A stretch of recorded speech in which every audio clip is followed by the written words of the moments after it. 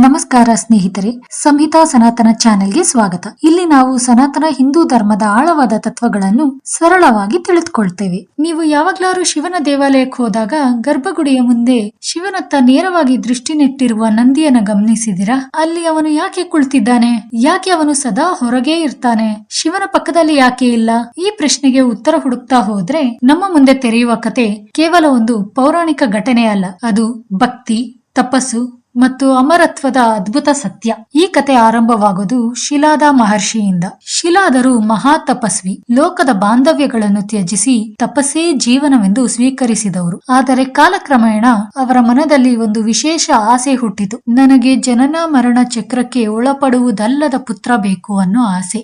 ಸಾಮಾನ್ಯವಾಗಿ ಜನಿಸಿದ ಪ್ರತಿಯೊಬ್ಬರು ಮರಣಕ್ಕೆ ಒಳಪಡುವವರು, ಆದರೆ ಶಿಲಾದರ ಬಯಕೆ ಅದಕ್ಕಿಂತ ಮೇಲಿನದು. ಅವರು ಇಂದ್ರನನ್ನು ಪ್ರಾರ್ಥಿಸಿದರು. ಇಂದ್ರನು ಪ್ರತ್ಯಕ್ಷ ಅವರ ಭಕ್ತಿಗೆ ಸಂತುಷ್ಟನಾದರೂ ಮರಣದ ಮೇಲೆ ಅಧಿಕಾರ ನನ್ನದಲ್ಲ ಎಂದು ಸ್ಪಷ್ಟವಾಗಿ ಹೇಳಿದರು. ಮರಣವನ್ನು ಮೀರಿ ವರ ನೀಡಬಲ್ಲವನು ಒಬ್ಬನೇ, ಅವನೇ ಮಹದೇವ ಶಿವ ಎಂದು ಸಲಹೆ ನೀಡಿದರು. ಇದೇ ಮಾತು ಶಿಲಾದರ ಜೀವನವನ್ನು ತಿರುವು ಮಾಡಿತು. ಆದ್ದರಿಂದ ಶಿಲಾದರು ಅರಣ್ಯದಲ್ಲಿ ಕಠಿಣ ತಪಸ್ಸು ಆರಂಭಿಸಿದರು. ವರ್ಷಗಳ ಕಾಲ ಅವರು ಆಹಾರವಿಲ್ಲದೆ ಮಳೆಯಲ್ಲೂ ಬಿಸಿಲಲ್ಲೂ ಅಚಲವಾಗಿ ಓಂ ನಮಃ ಶಿವಾಯ ಎಂದು ಜಪಿಸಿದ್ರು. ತಪಸ್ಸಿನ ತೀವ್ರತೆಯಿಂದ ದೇವಲೋಕವೇ ಕಂಗಾಲಾಯಿತು. ಅಂತಿಮವಾಗಿ ಶಿವನು ಸಂತುಷ್ಟನಾಗಿ ಅವರ ಮುಂದೆ ಪ್ರತ್ಯಕ್ಷನಾದನು. ಶಿಲಾದರು ತಮ್ಮ ಆಶಯವನ್ನು ವಿನಯದಿಂದ ಹೇಳಿದರು. ಶಿವನು ಮೃದುವಾಗಿ ಉತ್ತರಿಸಿದನು, ನಾನೇ ನಿನ್ನ ಪುತ್ರನಾಗಿ ಜನಿಸುತ್ತೇನೆ. ಈ ಮಾತು ಕೇವಲ ಆಶೀರ್ವಾದವಲ್ಲ, ಅದು ದೇವತ್ವದ ವಾಗ್ದಾನ. ಕಾಲಕ್ರಮೇಣ ಶಿವನ ಅಂಶದಿಂದ ಜನಿಸಿದ ಬಾಲಕನಿಗೆ ನಂದಿ ಎಂದು ಹೆಸರು ಇಡಲಾಯಿತು. ಬಾಲ್ಯದಲ್ಲಿ ಅವನ ಮುಖದಲ್ಲಿ ದಿವ್ಯ ಕಿರಣ ಹೊಳೆಯುತ್ತಿತ್ತು. ಶಿಲಾದರು ಅವನಿಗೆ ವೇದ, ಶಾಸ್ತ್ರ, ಧರ್ಮಗಳ ಜ್ಞಾನ ಕಲಿಸಿದರು. ಅಷ್ಟರಲ್ಲಿ ಒಂದು ದಿನ ಮಿತ್ರ ಮತ್ತು ವರುಣ ದೇವರುಗಳು ಆಶ್ರಮಕ್ಕೆ ಬಂದರು. ತಮ್ಮ ದೈವ ಜ್ಞಾನದಿಂದ ಒಂದು ಸತ್ಯವನ್ನು ಹೇಳಿದರು. ಈ ಬಾಲಕ 8 ವರ್ಷಗಳಿಗಿಂತ ಹೆಚ್ಚು ಬದುಕುವುದಿಲ್ಲ ಎಂದು. ಈ ಮಾತು ಶಿಲಾದರ ಹೃದಯವನ್ನು ಭೇದಿಸಿತು. ಆದರೆ ತಂದೆಯ ನೋವನ್ನು ಕಂಡ ನಂದಿ ಮನಸ್ಸಿನಲ್ಲಿ ದೃಢ ಸಂಕಲ್ಪ ಮಾಡಿದನು, ನನ್ನ ಆಯುಷ್ಯ ಶಿವನ ಕೈಯಲ್ಲಿದೆ ಎಂದು. ನಂದಿ ತಪಸ್ಸು ಆರಂಭಿಸಿದನು. ಬಾಲಕನಾಗಿದ್ದರೂ ಅವನ ಭಕ್ತಿ ಅಚಲವಾಗಿತ್ತು. ಅವನ ತಪಸ್ಸಿನಿಂದ ಸಂತುಷ್ಟನಾದ ಶಿವನು ಪ್ರತ್ಯಕ್ಷನಾಗಿ ಅವನಿಗೆ ಅಮರತ್ವ ನೀಡಿದನು. ನೀನು ಇನ್ನು ಮುಂದೆ ಅರ್ಧ ಮಾನವ ಅರ್ಧ ವೃಷಭ ಸ್ವರೂಪದಲ್ಲಿ ಇರುತ್ತೀಯ.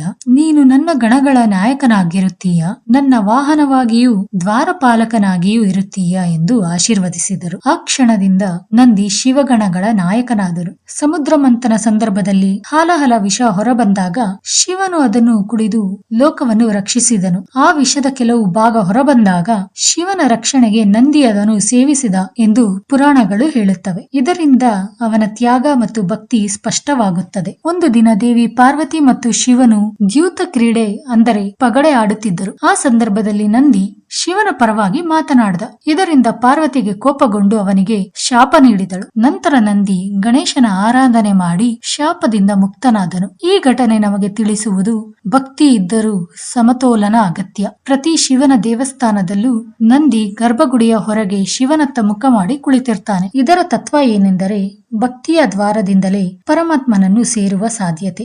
ನಂದಿಯ ದೃಷ್ಟಿ ಅಚಲ, ಅದು ನಮಗೆ ಸಹನೆ, ಧರ್ಮ ಮತ್ತು ಶುದ್ಧತೆಯ ಪಾಠ ಕಲಿಸುತ್ತೆ. ಮೊದಲು ನಂದಿಗೆ ನಮಸ್ಕರಿಸಿ ನಂತರ ಶಿವನ ದರ್ಶನ ಮಾಡುವುದು ಈ ಕಾರಣದಿಂದಲೇ. ಸ್ನೇಹಿತರೆ, ಮುಂದಿನ ಬಾರಿ ನೀವು ಶಿವನ ದೇವಸ್ಥಾನಕ್ಕೆ ಹೋದಾಗ ನಂದಿಯನ್ನು ಕೇವಲ ಶಿಲ್ಪವಾಗಿ ನೋಡಬೇಡಿ, ಅವನ ದೃಷ್ಟಿಯಲ್ಲಿರುವ ಭಕ್ತಿಯನ್ನು ಅನುಭವಿಸಿ. ನಂದಿಯ ಕತೆ ನಮಗೆ ಹೇಳುವುದು ದೃಢ ಭಕ್ತಿ ಇದ್ದರೆ ದೈವಾನುಗ್ರಹ ಖಚಿತ ಎಂದು. ಇಂತಹ ಸನಾತನ ಧರ್ಮದ ಆಳವಾದ ಕಥೆಗಳು ನಿಮಗೆ ಇಷ್ಟವಾದರೆ ಈ ವಿಡಿಯೋಗೆ ಲೈಕ್ ಮಾಡಿ, ನಿಮ್ಮ ಅಭಿಪ್ರಾಯವನ್ನು ಕಮೆಂಟ್ ನಲ್ಲಿ ತಿಳಿಸಿ ಮತ್ತು ನಮ್ಮ ಸಂಹಿತಾ ಸನಾತನ ಚಾನೆಲ್ ಅನ್ನು ಸಬ್ಸ್ಕ್ರೈಬ್ ಮಾಡಿ. ಮುಂದಿನ ವಿಡಿಯೋದಲ್ಲಿ ಮತ್ತೊಂದು ಅದ್ಭುತ ಪೌರಾಣಿಕ ಕಥೆಯೊಂದಿಗೆ ಭೇಟಿಯಾಗೋಣ. ಓಂ ನಮಃ ಶಿವಾಯ.